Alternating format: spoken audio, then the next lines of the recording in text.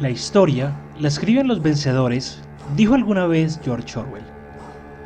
Eso significa que existe otra historia por contar. Guerras, batallas, amores, traición y todo lo que te hubiera gustado que te contaran en el colegio sobre la historia. La verdadera historia del mundo. Esto es Historia Histérica.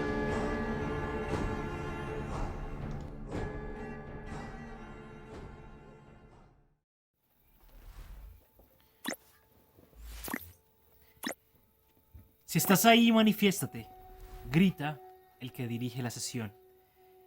Y ante los ojos atónitos de los participantes, el espíritu se hace presente. Y no solo eso, responde a las preguntas de los participantes. Y por si fuera poco, deja de ser espíritu y se convierte en demonio y comienza a poseer a los que fueron a la sesión, o por lo menos a molestarlos, a tumbarles cosas de las casas, a moverles la cama. Es así de aburrido el más allá que los demonios prefieren venir a poseer una alma humana en vez de, no sé, hacer comer donas a Homero Simpson. Buenos días, buenas tardes, buenas noches. Bienvenidos a Historia Histérica, dependiendo de cuándo y dónde nos están escuchando. Hoy con un fondo acorde a la ocasión. Y hoy vamos a hablar de algo desde el punto de vista religioso, desde el punto de vista experimental, desde el punto de vista teórico y práctico, que es la Ouija. Importante recordarles algo: nosotros no somos historiadores, somos un par de amigos que simplemente les gusta hacer este tipo de contenido, y recuerden que nos pueden buscar en absolutamente todos los lugares como Historia Histérica.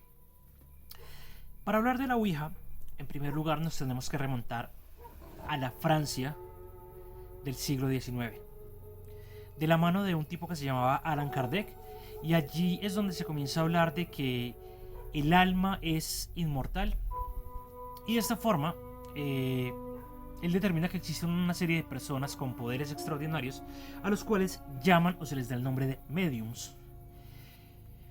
Estos mediums son los encargados de hacer contacto con los seres del más allá y son los encargados de establecer desde la moral de la época del siglo XIX si efectivamente las personas habían o no habían podido trascender. ¿Por qué lo digo de esta forma? Porque básicamente lo que se planteaban en aquellas reuniones o en aquellas sesiones es que la persona le contaba casi absolutamente todo sobre la vida de la persona que quería contactar, que estaba muerta, y el medium era el que decía si efectivamente era una persona que había logrado trascender o si por el contrario, por sus comportamientos en vida, era una persona que todavía estaba purgando o estaba penando, por así decirlo.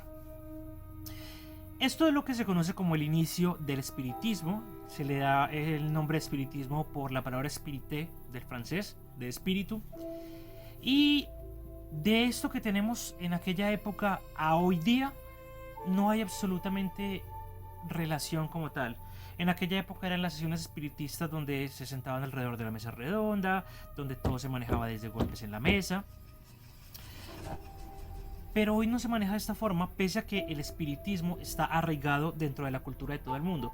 Y si nos vamos a mirar culturalmente de dónde se habla de espiritismo, tenemos que se habla de espiritismo en Alemania, en Argentina, Paraguay, Cuba, Estados Unidos, España, Perú, Japón, Portugal, Puerto Rico, Reino Unido, Chile, Uruguay, Venezuela, Ecuador, Brasil, que tiene la mayor cantidad de espiritistas, junto con la mayor cantidad de copas mundiales y la mayor cantidad de casos de COVID de Latinoamérica. Y por supuesto, Colombia. No podíamos quedarnos atrás en ese sentido. Entonces, el espiritismo llega, muchas personas deciden establecerlo como una fuente de consulta, como una especie de lugar donde uno iba a preguntar. Este tipo de lugares donde simplemente yo lo utilizo como una especie de guía espiritual. Y es aquí cuando aparece alguien adicional, y es el francés Mario Planchet. Mario Planchet había diseñado ya un modelo reconocible de un tablero para jugar o para hacer contacto con las personas. Porque ¿qué pasaba? Digamos que estaba muy marcado el espiritismo solamente para los mediums, es decir, el espiritismo era un negocio de las élites o de las grandes personas, de las grandes familias directamente que podían acceder o podían pagar por esto. Llega Planchet y comienza a crear como un plano, o como una tablita.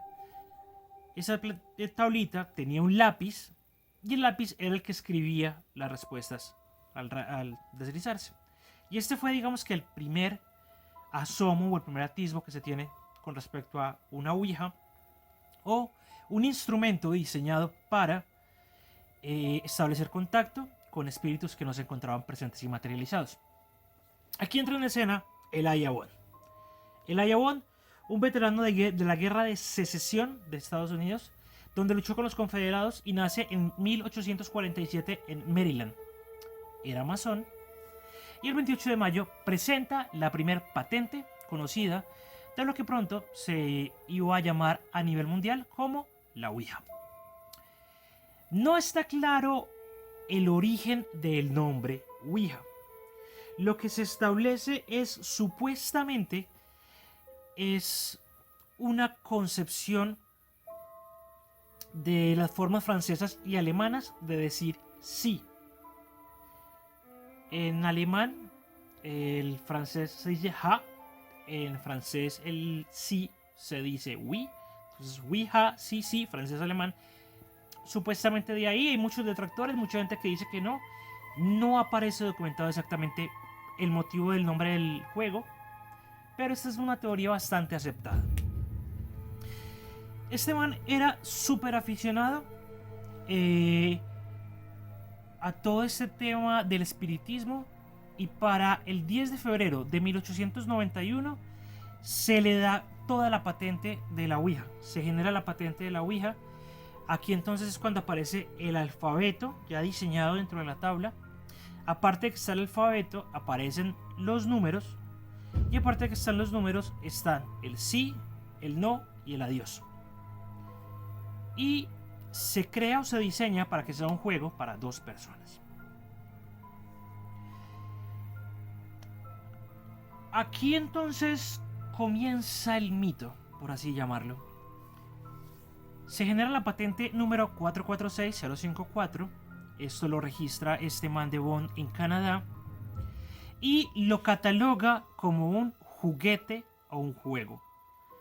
El man en ninguna parte hace referencia a que esto es algo para espiritismo, para sesiones de espiritistas. No, el man dice, esto es un juego. Posteriormente entonces este man registra otras cosas, registra la caldera de vapor, registra muchos productos para comercializarlos, o sea que para este man básicamente esto era un negocio. Después de que se genera la patente de Bond con respecto a la Ouija y eso empieza a tener mucho más fuerza, en 1907 se registra una nueva tabla, un nuevo tablero, el cual se llamaba Nirvana. Esta tabla que se llamaba Nirvana, en el tablero o en la portada del tablero aparecía una asbástica. Digamos que esto fue mucho tiempo antes de la Segunda Guerra Mundial, 1907, Segunda Guerra Mundial, alrededor de los 30, entonces eran otros tiempos, como dice la gente del Dorop, y no tenía la connotación nazi que tuvo después de la Segunda Guerra Mundial. En aquel momento digamos que el tema de la esvástica era un símbolo de iluminación y aparte de ponerle la esvástica le cambiaron el nombre a la empresa y la empresa se pasó a llamar The Svastika Novelty Company. Entonces se cambió a esto, no tuvo mucha fuerza, no le fue muy bien. Se supone que desde esa época ya empezaba a haber algunos grupos antisemitas que estaban utilizando la esvástica como símbolo contra los judíos. No está documentado.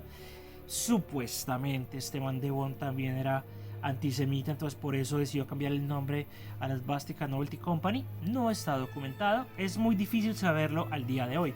Lo que sí sabemos es que para 1921 Bond fallece. Y aparece en escena un tipo que se llamaba William Fuld, era un emprendedor de Baltimore, y este man lo que empezó fue a tratar de comprar las diferentes patentes o los diferentes tableros que pudieran ser similares a la Ouija con una finalidad: montar un imperio. Este man logra hacer eso, monta un imperio sostenido principalmente por todos los tableros de Ouija que se estaban vendiendo. Y para el año 1927, es decir, solamente 6 años después de que Bond muere y este man se hace con los derechos de la Ouija, se cae desde un tejado de las fábricas donde estaban montando una asta de bandera y se muere. Tras la muerte de Fuld, el juego lo compra una tal Parker Brothers. Y hoy la patente del juego es de Hasbro. Hasbro, los dueños de Monopoly, Hasbro, los dueños de Astucia Naval, Hasbro, los dueños de Twister, Hasbro, los dueños de los Transformers.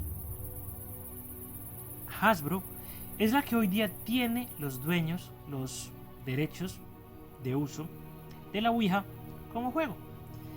Es tan así que hasta hace un par de años se levantó muchísima arena en redes sociales porque Hasbro decidió sacar la Ouija para niñas y entonces le dio por sacar una Ouija de color rosado.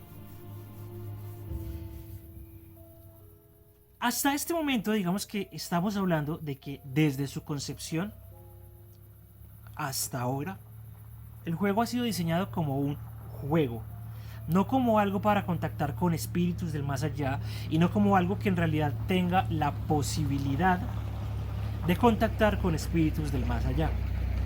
Entonces, ¿de dónde sale el mito? Porque es simple y sencillamente un juego de mesa. Pero como pasa muchas veces, por culpa de la cultura popular, por culpa del cine, se satanizan las cosas sin siquiera conocerlas, sin siquiera entender qué es lo que está pasando al respecto. Entonces, desde tiempos muy atrás, hay referencias al espiritismo y referencias a la Ouija como un vehículo del mal o como un elemento que se utiliza para cosas malas. Para no ir muy lejos, 1973, El Exorcista, todo surge porque a la niña le da por jugar la Ouija. Credo, del año 2008, Actividad Paranormal, Verónica, La Ouija y La Ouija 2, y La Ouija española del año 2004, solamente por mencionar algunas. Son películas que se han encargado de mostrar a la tabla como algo malo cuando en realidad no lo es, y cuando en realidad vamos a ver un poco más adelante que hay una explicación científica, racional y lógica ante todo esto. Muchas personas también afirman haber jugado la tabla Ouija y haber tenido algún tipo de consecuencia por ello. Entonces, haciendo la investigación, haciendo como todo este estudio, también nos encontramos con alguien que nos dijo como, oye, mira, yo jugué la Ouija y yo tuve ese tipo de consecuencias y a mí me pasó esto. Entonces, justo en este momento lo que vamos a hacer es que vamos a escuchar este testimonio de la persona que nos cuenta exactamente lo que le pasó a ella. No vamos a decir que es verdad o es mentira, porque es su verdad, esto es lo que ella pudo haber vivido, que pueden existir N.000 explicaciones al respecto, claro que sí, pero simplemente nos vamos a dedicar a escuchar el testimonio de esta persona que nos dice que utilizó la tabla Ouija y cuáles fueron, digamos, las consecuencias que tuvo para su vida.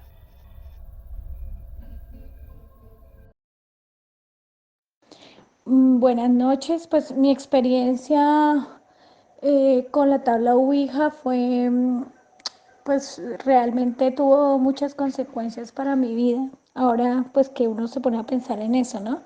Empezó como un juego entre amigas y, y una de mis amigas tenía una tabla de madera, así, y recuerdo mucho que el triangulito era en madera, todo era, mejor dicho, como si fuera muy, muy real y una tabla Ouija muy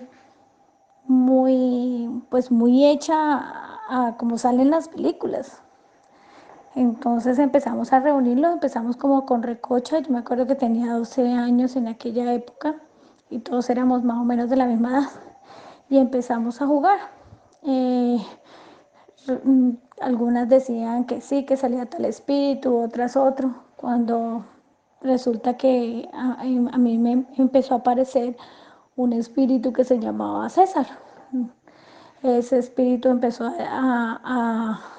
como a familiarizarse con nosotras cada vez que nos metíamos a jugar. Esto se convirtió en que todas las noches nos metíamos, el espíritu volvía y salía, volvía y salía. Y hablábamos con él y empezaba a contarnos cosas, de historias de él y nosotros también. Inclusive me acuerdo muy bien que estando en el colegio lo invocábamos, estando en exámenes y todo para decir que nos ayudara con cuál era la respuesta y todo. Hasta que un día, ya después de tanto tiempo, ya familiarizarnos con este espíritu César, eh, una vez fuimos a jugar con mi amiga Joana a la casa de ella en la noche y el espíritu empezó a decir, empezó a moverse rápido la tabla Ouija, empezó a moverse rápido ese triangulito y el espíritu llegó y dijo que necesitaba que yo me fuera para mi casa. Entonces decían que por qué. Y el espíritu decía que era que quería que yo jugara sola y después empezaron a preguntarle que por qué, que por qué, por qué.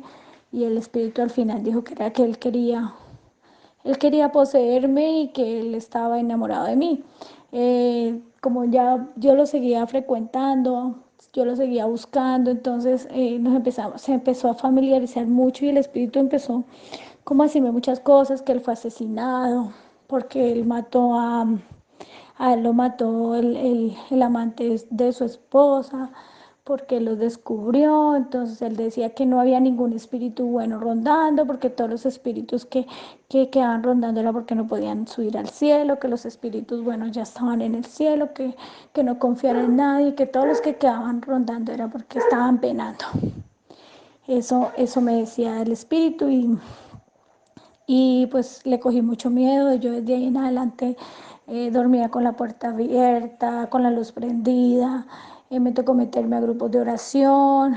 Es la hora que yo no puedo dormir tranquila, ya con los años que tengo, 41 años, y a mí la oscuridad me da mucho miedo, mucho pánico. Entonces, esa es mi historia de la tabla Ouija, es una historia que me marcó mi vida y mis miedos prácticamente. Aquí entonces vamos a comenzar con la documentación sobre las posibles causas del fenómeno. Digamos que de los primeros referentes que se tiene es el experimento Bayou, que fue realizado por el profesor Larry Bayou en un secundario, donde se dice que este man empezó a realizar experimentos sobre si la Ouija efectivamente tenía o no tenía poderes supernaturales. Entonces lo que hizo fue poner a varias personas a que utilizaran el tablero como lo utilizan normalmente, a que le hicieran preguntas al tablero, a que intentara contactarse con seres del más allá, y que lo hacían de una forma recurrente y de una forma normal, como todos lo conocemos, que el triangulito se movía y empezaba a responder todo lo que le preguntaban. Posteriormente, este profesor lo que hace es que le venda los ojos, le tapa los ojos a los participantes para que intentaran realizar nuevamente contacto y preguntas con seres del más allá. Cuando le tapan los ojos a los personajes o a las personas que estaban jugando con la Ouija, no logran realizar una respuesta correcta. Es decir, no logran articular palabras, no logran dar una respuesta coherente a lo que le estaban preguntando a los espíritus. Y aquí empieza entonces a aparecer un género que se llama el efecto ideomotor. ¿Cuál es el problema con el experimento Bayou? Que esto es todo lo que tenemos de ese experimento. No aparece el lugar donde se ejecutó, no aparecen fechas, no aparecen cuáles fueron los participantes, cuántos fueron, cuántas sesiones hicieron. No, se habla básicamente de lo que les acabé de decir y aparece una serie de copy-paste a lo largo de todo el internet diciendo exactamente lo mismo. El experimento Bayou, el profesor de secundaria Larry Bayou, pero no especifica absolutamente nada, y si algo sabemos y tenemos claro es que para este tipo de casos se necesitan datos y un poquito más tangibles. De aquí surge entonces, como lo decía hace un momento, el efecto ideomotor, que el efecto ideomotor es un fenómeno psicológico en el que las personas realizan movimientos inconscientes de manera automática, desencadenada por un estímulo particular en la zona respectiva o una zona específica. En este caso podríamos establecer que la zona específica que afecta o que se muestra dentro de los efectos ideomotores de la tabla Ouija son las manos, porque la mano es la que mueve el ojo o el triangulito que se utiliza para dar respuesta dentro de las diferentes preguntas que se le ejecutan al ente o al tablero. El fenómeno ideomotor está full relacionado con todos estos temas paranormales. ¿Por qué? Porque entonces de aquí empiezan a desprenderse ciertos fenómenos paranormales que supuestamente no tienen ningún tipo de explicación, como la kinesiología aplicada, la psicografía, la radiestesia, que es la de las barritas, la comunicación facilitada, hasta la angeología, que está muy de moda últimamente.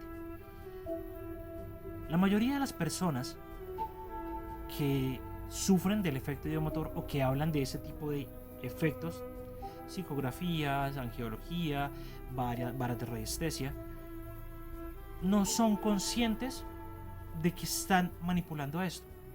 Y es tan fácil como esto. Las personas que me están escuchando, si quieren, pueden hacer el siguiente experimento. Cojan un hilo o una cadena, pónganle un peso en la parte de abajo y digan para qué parte quieren ustedes que sea el sí o el no. Y comiencen a hacerle preguntas. Y van a ver cómo, por más que ustedes tengan quieto, en algún momento el péndulo va a comenzar a moverse. Y ustedes automáticamente lo van a asociar con una respuesta a una posible pregunta que ustedes están desarrollando.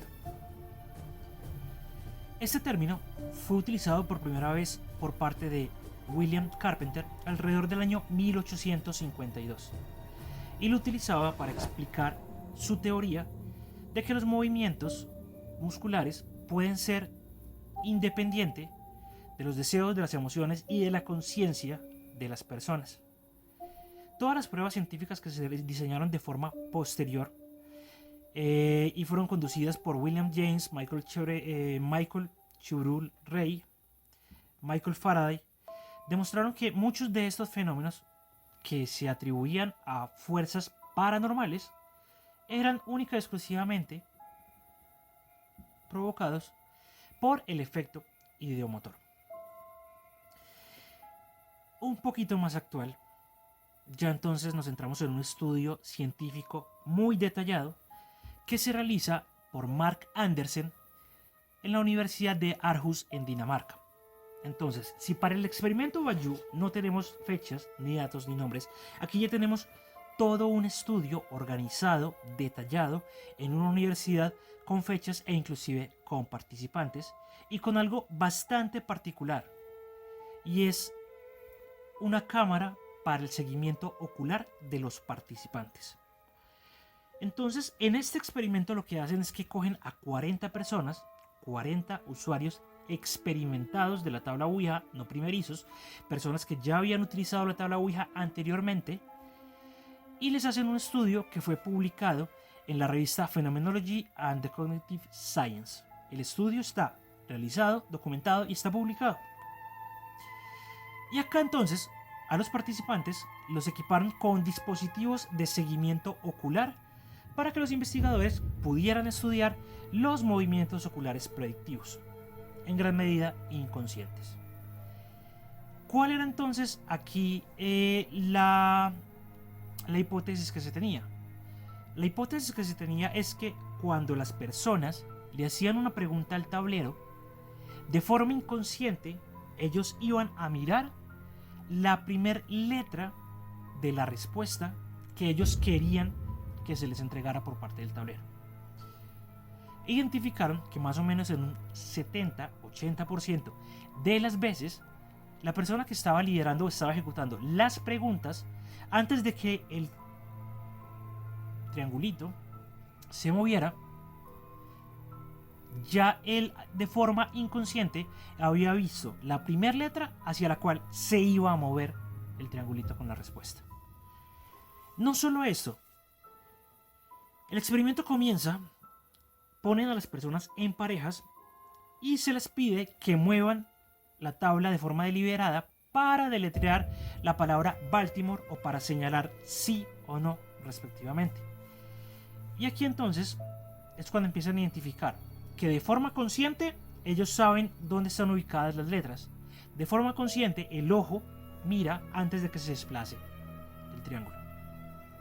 De forma consciente ellos hacen todo eso y luego de forma inconsciente el ojo repite exactamente este tipo de conductas o de comportamientos. Para meterle un poco más de misticismo al experimento, los investigadores realizan un cuestionario con los participantes donde les hacen preguntas con respecto a si creían en las habilidades de la Ouija, su nivel de religiosidad, su nivel de espiritualidad, y acá identificaron que entre más religiosa fuera la persona, más movimientos del ojo, más movimientos predictivos del ojo, de condición voluntaria e involuntaria, iban a tener. Entre más religiosa fuera, entre más creyente el tablero fuera, entre más espiritual se considerara la persona, más iba a generar este tipo de conductas, este tipo de comportamientos. Cuando empezaron entonces a identificar todo ese tipo de comportamientos, empezaron a cuestionar a los participantes. No cuestionarlos en el mal sentido de reclamarles, sino simplemente preguntarles si eran conscientes de lo que estaban diciendo. Y ellos automáticamente decían, no, yo no lo estoy tocando, yo no lo estoy moviendo. Ellos, los participantes, seguían manifestando que la tabla se movía sola. Aquí hay algo bastante particular y me gustó mucho la forma en cómo lo describen y lo manifiestan de la siguiente forma. Nuestro estudio sugiere que las sesiones exitosas de la Ouija dependen de forma crítica de la acción conjunta. Así, la sensación espeluznante o paranormal que inducen las tablas de Ouija se debe al hecho de que los participantes se turnan para predecir la próxima letra o movimientos de forma inconsciente. Además, parece que los participantes generalmente subestiman su propia contribución en la interacción conjunta. Como son varias personas que están utilizando el tablero y ellos no son conscientes de que están moviendo la tabla, automáticamente pueden comenzar a echarle la culpa a las demás personas. No fuiste tú, no fui yo, no, yo no lo moví, ¿quién lo movió entonces? Y eso también genera algo de pánico dentro de este tipo de sesiones. Finalmente, además del esfuerzo predictivo y conjunto y la subestimación de los propios movimientos, la creencia en las habilidades de la tabla Ouija se suma a esa sensación espeluznante que se pueda generar. Los participantes en últimas terminaron pensando que la Ouija podía facilitar la comunicación con los espíritus y las personas que manifestaban creer directamente en la Ouija tenían más probabilidades de informar que la tabla se había movido por sí misma. A modo personal, yo siento que la tabla Ouija no es real. Porque para que la tabla Ouija sea real, tendría que existir un cielo, un infierno y un lugar de paso donde las almas buscan qué hacer. Y aparte de eso, tendría que existir un túnel ultra secreto donde los demonios pudieran acceder a este plano o al plano donde están las almas y hacerse pasar por almas, que es algo que nos ha hablado mucho dentro de la cultura popular, y siento que es demasiada burocracia para que se pueda ejecutar de esa forma. No tengo directamente ningún tipo de prejuicio hacia las personas que creen en la Ouija. cada quien es libre de lo que puede creer. Pero lo que sí podemos aquí establecer es que existen estudios científicos donde se establece que efectivamente hay fenómenos corporales, conscientes o inconscientes, que son los que provocan que nosotros mismos seamos los que movamos la tabla y los que nosotros mismos nos demos respuestas a las preguntas que nosotros mismos hacemos, y que la mayoría de las veces las respuestas corresponden a lo que nosotros mismos queremos escuchar. Si tienen algún tipo de historia relacionada con la Ouija, nos las pueden dejar en los comentarios de este video. Si nos están escuchando por algún tipo de plataforma de audio como Spotify, Anchor, Google Podcast o Apple Podcast, pueden ir a YouTube y dejarnos sus comentarios. No olviden suscribirse. Si les gustó este episodio, compártelo con todos sus amigos. Compártelo con sus amigos que dicen que la Ouija es real, para mostrarles que tal vez no es tan real como todos creemos. Recuerden suscribirse al canal, activar las notificaciones, dejarnos algún tipo de review. Estamos en absolutamente todas las plataformas de podcast. Muchas gracias por escucharme. Y recuerden que lo bonito de la historia es que nunca se termina.